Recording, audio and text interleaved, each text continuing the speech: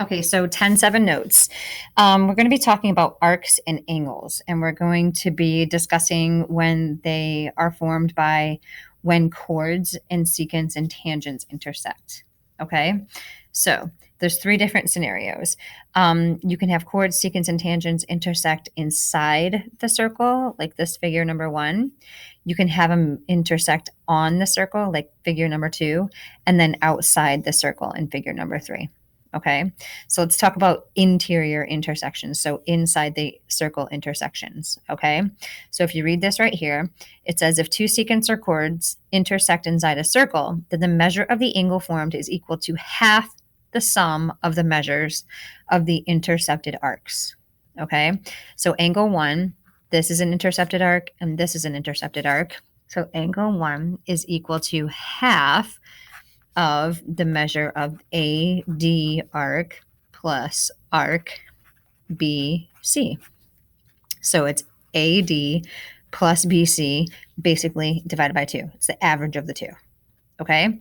Angle 2 would be half of its intercepted arcs. So it would be AB and DC. So the measure of AB plus DC. Whoops, measure of. Okay, so let's do a few problems. I put the answers to the evens on here. So if you want to try some of the evens, go for it. So in number 1, all I'm going to do, if I'm trying to find AED, I'm going to take half of what two arcs? 45 plus 109. So 45 plus 109. So I have half of 154. So that would be 77 degrees for number 1. Totally exactly the average of the intercepted arcs. So if we were trying to find this angle, maybe we could use these two, get this angle, and find that angle. Okay, so it just depends on the problem. All right, so number 3, I'm going to do, so if I want to try to find YWX, that's exactly what I was just talking about. I'm going to find, let's find one of these first, which they're equal because they're vertical. Hopefully you've noticed that. So I'm going to do half of 43 plus 81. So I get half of 124, which is 62 degrees. So these two angles right here are 62 degrees. YWX is supplementary to it. So that final answer would be 118 degrees because those two would then make 180. All right, number 5. Okay, so in number 5, let's check out what I have so far. So I have the angle CHE. I have one of the intercepted arcs, and it wants me to find the major arc CDE. So I'm going to let that be X, and I'm going to do the exact formula like I normally would. Okay, so I'm going to do the angle 128 is equal to half of the sum of the intercepted arcs. So X plus 73. Okay, so hopefully you see how I did that. The unknown isn't the angle itself. The unknown is the arc. Okay, so the angle is equal to half this sum right here. So if you were going to go solve that, I'd multiply both sides by 2. So 256 equals X plus 73, and then just subtract the 73. X equals 183. So it's 183 degrees right there. Okay, so that is number 5. All right, let's move on to on the circle. Okay, so let's do on the circle.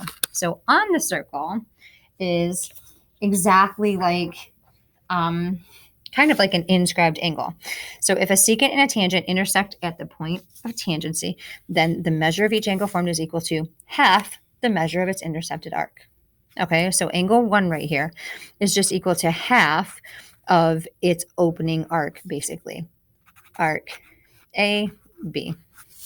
And angle 2 would be half of major arc B, C, A. Measure of B, C, A, the major arc. Okay? All right, so just giggling over whatever happened in the copy machine on number 8. Okay, so number 7, I'm trying to find D, E, G. Okay, so DEG is equal to half of its intercepted arc. Starts right there, goes right there. So it's half of all of that. So it's just half of 308. So half of 308 is 154 degrees. Okay, let's find number 9. So number 9, they want me to find this little itty bitty XY arc. Okay, but that's not what I have. I actually have this right here that I can figure out. Okay, it doesn't go all the way around. All right, so X, let me see. X, Z, Y, right, is twice 151, right? Because it's opening up to that. So I would do 2 times 151 first. It's the outer one. It's got to be bigger, right? So 2 times 151. That's what I always think to myself. Which one's bigger? So this is 302 degrees right here.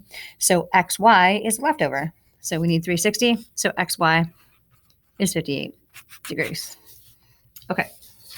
So let's go to exterior intersections, okay? So exterior intersections are when the point is on the outside, okay? They can either go through the circle, 2 secants. They can either be a secant and a tangent, or they could be 2 tangents, okay? The angle is equal to, so if you look at it, it's equal to half the difference of the intercepted arcs. So angle A is equal to 1/2 the farther away arc minus the measure of the closer arc. Okay, so remember, it's the farther away minus the closer, because if not, you get a negative and you don't want, I mean, obviously you can't have a negative measurement. Okay, so you do the farther away one. So it's half of the measure of BD, that arc right there, minus BC. Okay, so the bigger minus the smaller. And then same thing with angle A, it's equal to half the measure of the major arc BDC minus the measure of BC, minor arc. Okay, so that's what happens when it's an exterior intersection. So I did write the evens down again, so let's go ahead and do number 11. So I know this right here and this right here, and I'm trying to find KLM. So I know that it's equal to 1/2 the bigger one, the farther away arc, minus the closer arc. So it's half of 40 minus 66. So it's half of, that would be 74. So 37 degrees for that one. Go ahead and try, whoops, sorry. Go ahead and try number 12 if you need to on this one. I like these ones. Okay, number 13. So let's look at number 13.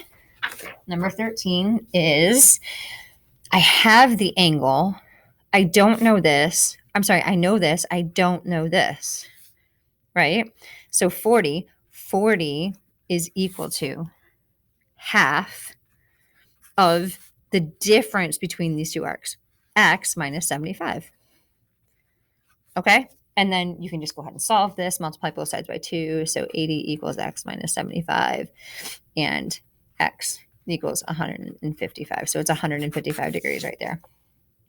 Okay, number 15, KLM. So I'm trying to find that angle.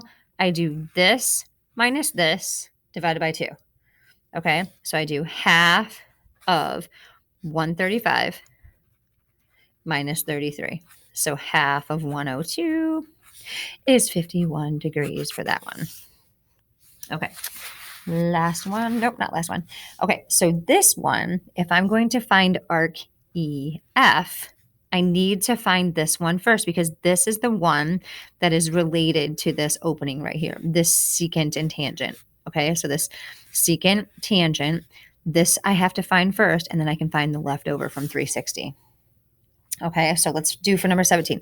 77, the angle is equal to half the difference of the larger minus the smaller one, 191 minus X. Okay, so go ahead and solve that. And if you go ahead and solve that, I got X equals 37 right here. Okay, so if this is 37 degrees right here, this is 191, all you have to do is subtract from 360 to get EF, and that would be 132 degrees. So go ahead and check that. Okay, I almost said 15, number 19. Okay, so find the measure of PQR. So this angle right here. But wait a minute.